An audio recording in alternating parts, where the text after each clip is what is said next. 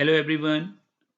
आज का टॉपिक है क्वीन मैक्लकी मेथड और इसको हम टैबुलर मेथड भी बोलते हैं। तो मोस्ट पॉपुलरली हम इसे टैबुलेशन मेथड बोलते हैं कि किस तरीके से हम मिन टर्म्स को, जैसे आपको एक क्वेश्चन गिवन है इन एसओपी फॉर्म, तो यहाँ पे हम किस तरीके से मिन टर्म्स को with the help of tabulation method solve करेंगे और देन हम एक्सप्रेशन फाइंड आउट करेंगे। तो जो हम के मैप में करते थे, जैसे यहाँ पर आपको देखिए 4 वेरिएबल है, तो ये 4 वेरिएबल के मैप से सॉल्व हो जाएगा। तो इसी चीज को हम टैबुलेशन मेथड से सॉल्व करके देखेंगे। चलिए, अब मैं ब्रीफ में पहले आपको ये बताता हूँ कि टैबुलेशन मेथड को यूज़ कैसे किया जाता है। उसको आप बहुत अच्छी तरीके से सुनिएगा, कहीं नोट डाउन कर लीजिएगा, मैं यहाँ साइड में लिखता जाऊँगा और उसके बाद फिर हम इस क्वेश्चन को सॉल्व करेंगे। तो देखिए, पहला जो टास्क है टैबुलेशन मेथड को सॉल्व करने का वो ये है कि आप ग्रुप बनाइए। आपको क्या करना है, एक ग्रुप बनाना है। और ग्रुप किसके बेसिस पे बनाना है? नंबर ऑफ वंस के बेसिस पे, कि उस पर्टिकुलर मिन टर्म में या फिर उस पर्टिकुलर नंबर में कितने वंस आ रहे हैं। फॉर एग्जांपल, अगर मैं बात करूं 3 की, तो 3 को अगर मैं 4 वेरिएबल्स फॉर्म में लिखूंगा तो कैसे लिखूंगा? 0 0 1 1। तो यहाँ कितने वंस आ रहे हैं? 2। ओके, इस तरीके से। तो इस तरीके से आपको जितने भी मिन टर्म्स गिवन हैं, आप उनको पहले ग्रुप में डिवाइड कर देंगे according to their number of ones. Second, तो ये तो हो गया पहला पॉइंट। अब सेकंड पॉइंट क्या है? आप उन ग्रुप्स को आपस में कंपेयर करेंगे। So compare those groups. और किस तरीके से कंपेयर करेंगे आप? कि सिंगल वन का मतलब सिंगल बिट का डिफरेंस होना चाहिए। दो, आप दो चीजों को कंपेयर करेंगे, तो उन दोनों को कंपेयर करने के बाद सपोज आपने कंपेयर किया 0 1 0 0 और दूसरा नंबर आपने कंपेयर किया 1 1 0 0, तो आप इन दोनों को कंपेयर कर सकते हैं क्योंकि यहाँ पे सिंगल बिट का डिफरेंस है। ओके, आप इसे कंपेयर नहीं कर सकते क्योंकि यहाँ पे 2 बिट्स का डिफरेंस है। बात समझ में आई? तो आपने दूसरा ग्रुप बना लिया जिसमें आपने ऐसे इनपुट्स को देखा, ऐसे वेरिएबल्स को देखा, मिन टर्म्स को देखा जो सिंगल पोजीशन पे डिफरेंट हैं। ओके, देन ऐसा करने के बाद आप क्या करेंगे? फिर एक नेक्स्ट ग्रुप बनाएंगे।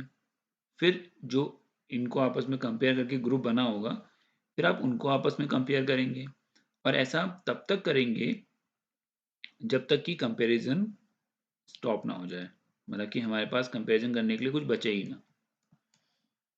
ओके, देन उसके बाद आप क्या करेंगे? आप एक टेबल बनाएंगे प्राइम इम्प्लीकेंट्स करके।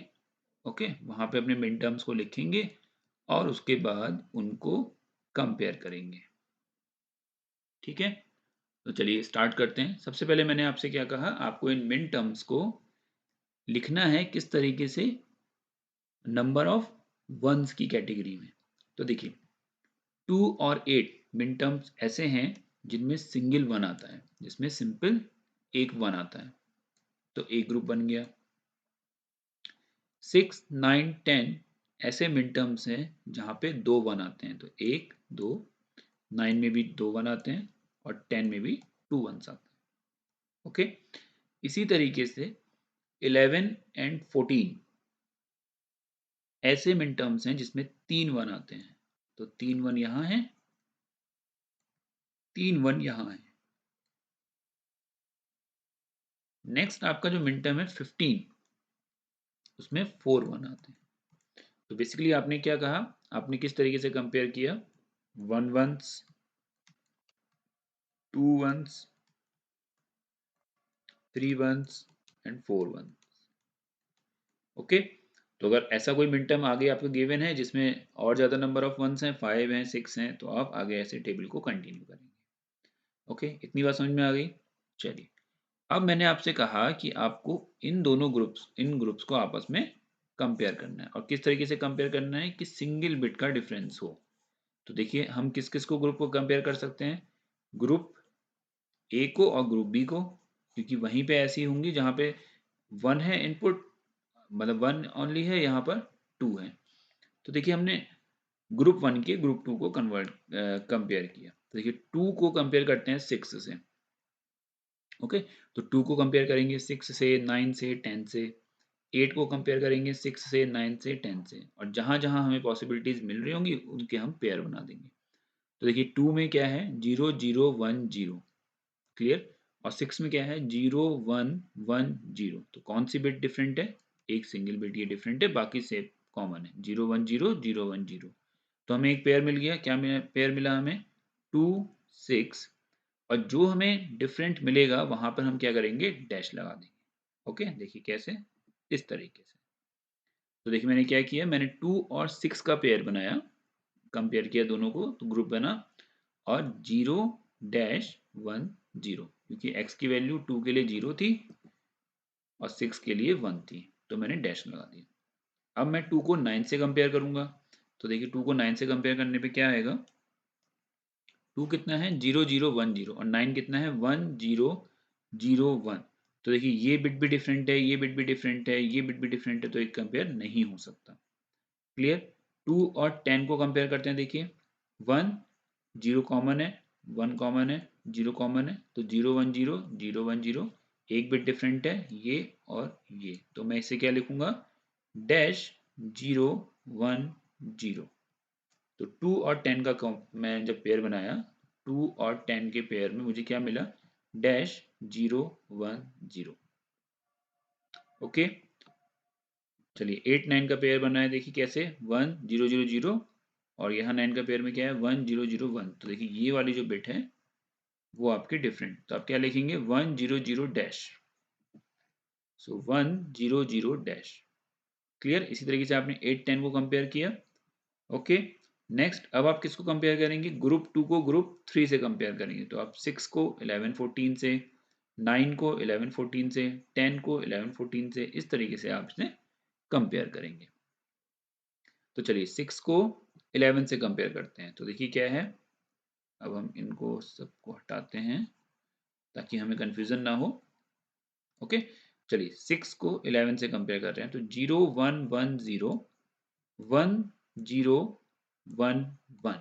देखिए सारी बिट्स डिफरेंट हैं, 0 1 1 0 0 1, तो यहाँ पे नहीं बन पाएगा। 6 को 14 से कंपेयर करते हैं, देखिए 0 1 1 1 0 1 1 0, यहाँ बन जाएगा। ओके, तो मैं इसे क्या लिखूंगा, मैं एक पेयर बनाऊंगा 6 14 का, और मैं उसे लिखूंगा डैश 1 1 0। ओके, तो देखिए 6 14 के पेयर में डैश 1 1 0। क्लियर। इस तरीके से आप 9 और 11 10 11 देखते हैं। चलिए 9 और 11 देखिए क्या है 1 0 0 1 1 0 1 1। तो देखिए ये वाली जो बिट है ये डिफरेंट है, तो मैं इसे क्या लिखूंगा 1 0 डैश 1, सो 1 0 डैश 1। क्लियर। अब चलिए 10 11 आप सॉल्व कीजिएगा, 10 14 में देखता हूँ, 10 और 14 देखिए 1 0 1 0 1 1 1 0। देखिए कौन सी बिट है 0 1, सिंपल है। तो इस तरीके से आपको कंपेयर करना है उन मिन टर्म्स को जो सिंगल बिट पे डिफरेंट हो, और जिस बिट पे वो डिफरेंट है वहां पे आपको डैश लगा देना है। ओके, तो आपने इसको इस तरीके से लिख लिया। इसी तरीके से फिर हम नेक्स्ट ग्रुप को कंपेयर करेंगे। ओके, सो 11 को 15 से एंड देन 14 को 15 से। तो देखिए जब आप 11 15 को कंपेयर करेंगे तो 1 0 1 1 1 1 1 1। तो देखिए ये वाली जो बिट है 1 0 ये डिफरेंट है, सिंगल बिट। इस तरीके से 14 15 को करेंगे तो 1 1 1 0 और 1 1 1 1, तो ये वाली बिट डिफरेंट है। तो आपने यहाँ पर एक दो ग्रुपिंग और कर दी। क्लियर। तो इस तरीके से आपको देखना है, चेक करना है कि कौन से दो मिन टर्म्स सिंगल बिट पे डिफरेंट हैं, और आप उनको यहाँ पे ग्रुप में लिख देंगे। तो अब मैंने आपसे कहा कि नेक्स्ट स्टेप क्या है हमारा, हमें इन्हें तब तक कंपेयर करना है जब तक कि ये कंपैरिजन खत्म ना हो जाए। तो अब हम क्या करेंगे, अब हम B1 ग्रुप को B2 ग्रुप के साथ कंपेयर करेंगे, एंड देन B2 ग्रुप को B3 के साथ कंपेयर करेंगे।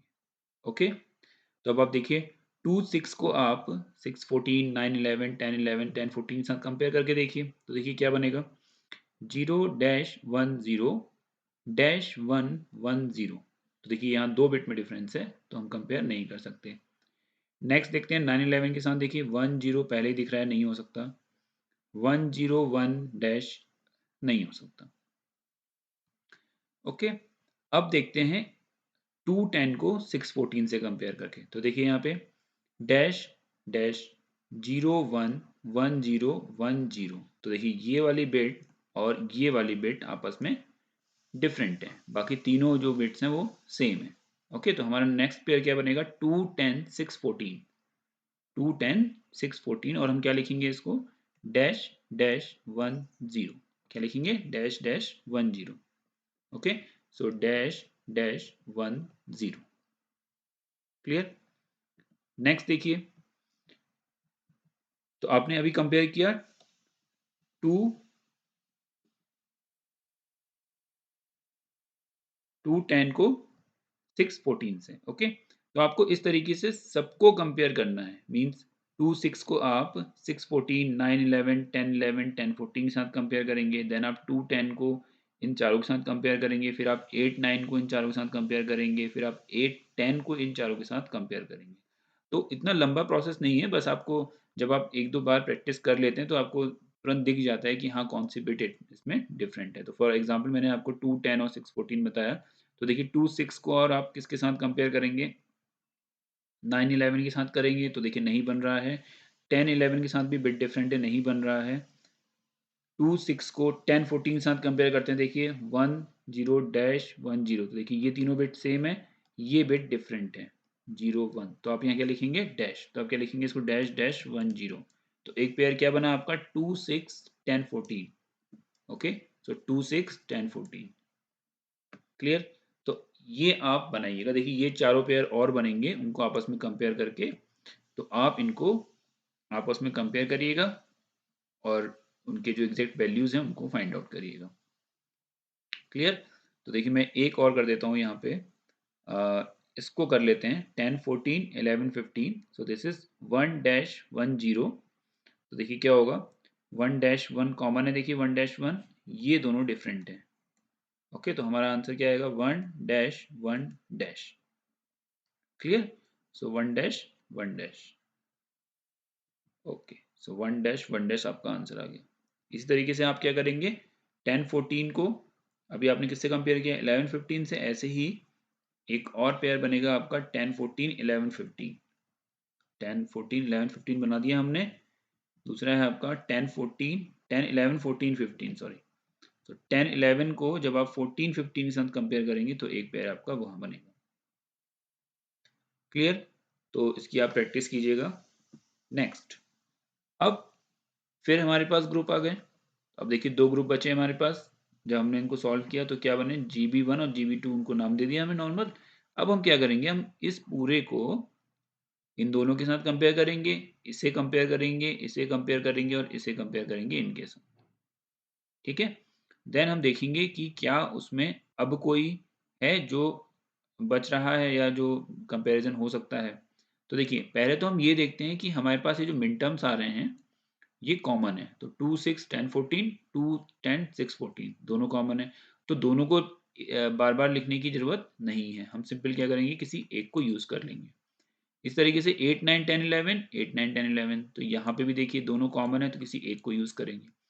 देन 10 11 14 15, 10 11 14 15, तो यहाँ पे भी किसी एक को यूज करेंगे। अब इनको पहले कंपेयर कर लेते हैं। तो ये एक ग्रुप है, दूसरा नीचे एक ग्रुप है। ठीक है, तो मैंने डैश डैश 1 0 को कंपेयर किया इससे। तो देखिए डैश 1 डैश 1 1 और डैश, तो यानी कि दो बिट डिफरेंट हैं, पेयर नहीं बन सकता। इस तरीके से 8 9 का बन सकता है 1 0 डैश डैश। तो 1 0 डिफरेंट बिट है, डैश 1 डिफरेंट बिट है, डैश डैश सेम बिट है। तो यहाँ पे दो बिट डिफरेंट हैं, this one and this one. तो यहाँ भी पेयर नहीं बन सकता। तो इसका मतलब हमारे पास सिर्फ तीन बनेंगे, जो कि क्या होंगे, 2 6 10 14, देन 8 9 10 11, देन 10 11 14 15। ये 3 हमारे पास बनेंगे। ओके, तो 2 6 10 14 8 9 10 11 10 11 14 15, तो वो हमने यहाँ लिख लिए 2 6 10 14 8 9 10 11 10 11 14 15। और उनकी वैल्यूज क्या मिली हमें, dash dash 1 0 1 0 dash dash 1 dash 1 dash. Clear? चलिए, तो यहाँ पे अब हमारा वो काम खत्म हो गया। अब देखिए नेक्स्ट क्या है। अब मैंने आपसे कहा कि हम एक टेबल बनाते हैं जिसमें हम जितने भी मिन टर्म्स हैं उनको नोट डाउन कर लेते हैं। क्लियर? और देखिए हम क्या करते हैं, वो जिनको कवर कर रहे हैं, मीन्स जैसे सपोज ये था हमारा जो पहला वाला हमारा ग्रुप बन के आया, वो ग्रुप क्या वैल्यूज दे रहा है हमें, y is 1 and z is 0। तो मैं इसे क्या लिख सकता हूँ, y z बार। क्लियर? 8 9 10 11 क्या दे रहा है मुझे, w x बार। तो मैं इसे क्या लिखूंगा, w x बार। 10 11 14 15 क्या दे रहा है, w y। सो w भी 1 है और y की वैल्यू भी 1 है। तो ये तीन मेरे पास वेरिएबल्स आ गए, मतलब एक्सप्रेशंस आ गए। और इनको मैं क्या बोलता हूँ, प्राइम इम्प्लीकेंट्स, क्योंकि अब इन्हें फर्दर आपस में कंपेयर नहीं किया जा सकता। तो ये क्या बन गए मेरे प्राइम इम्प्लीकेंट्स। तो मैंने इन प्राइम इम्प्लीकेंट्स को यहाँ पर लिख दिया। अब वाई जेड बार कौन से मिन टर्म्स को कवर कर रहा है, देखिए वाई जेड बार कवर कर रहा है 2 6 10 14 को। तो मैंने क्या करना है, 2 6 10 14 के आगे 1 1 लिख देना है। तो 2 6 10 14 के आगे मैंने 1 कर दिया। क्लियर? डब्ल्यू एक्स बार मुझे दे रहा है 8 9 10 11, मतलब 8 9 10 11 से मुझे ये प्राइम इम्प्लीकेंट मिल रहा है। तो मैंने क्या किया, 8 9 10 11 के आगे 1 लिख दिया। देन नेक्स्ट 10 11 14 15 डब्ल्यू वाई से मिल रहा है मुझे। तो मैंने डब्ल्यू वाई के आगे 10 11 14 15 लिख दिया। ओके, तो ये टेबल आई थिंक आपको समझ में आ गई होगी। आपको सिंपल प्राइम इम्प्लीकेंट्स लिखने हैं, और प्राइम इम्प्लीकेंट्स क्या हैं जिनको हम फर्दर ग्रुप नहीं कर सकते, और वो प्राइम इम्प्लीकेंट्स कौन से मिन टर्म्स से मिलके बने हैं, उन मिन टर्म्स में हम वैल्यू 1 पुट कर देंगे। ओके, अब देखिए कैसे क्या नेक्स्ट स्टेप क्या होता है। अब हम उन कॉलम्स को देखते हैं जहाँ पे सिंगल 1 हो। तो देखिए ये वाला कॉलम अगर हम देखें तो यहाँ पे सिंगल 1 है, इसे सर्किल कर दीजिए। ये सिंगल है, इसे सर्किल कर दीजिए। इस कॉलम में ये सिंगल है, सर्किल कर दीजिए, इसे सर्किल कर दीजिए। यहाँ कोई नहीं है, यहाँ भी नहीं है, यहाँ भी 2 1 है, और यहाँ है, इसे सर्किल कर दीजिए। ठीक है, अब जहां जहां आपने सर्किल किया है उनकी रोज को देखिए, और जो भी प्राइम इम्प्लीकेंट आपको दिख रहा है उसे नोट डाउन कर लीजिए। तो this is Y Z bar plus, क्योंकि हम एसओपी फॉर्म सॉल्व कर रहे हैं, 8 9 के आगे हमें क्या दिख रहा है, डब्ल्यू एक्स बार, और 15 के आगे हमें क्या दिख रहा है, W Y. So this is the final answer. So this is f is a function of w, x, y and z. Okay. So this is y z bar plus w x bar plus w y.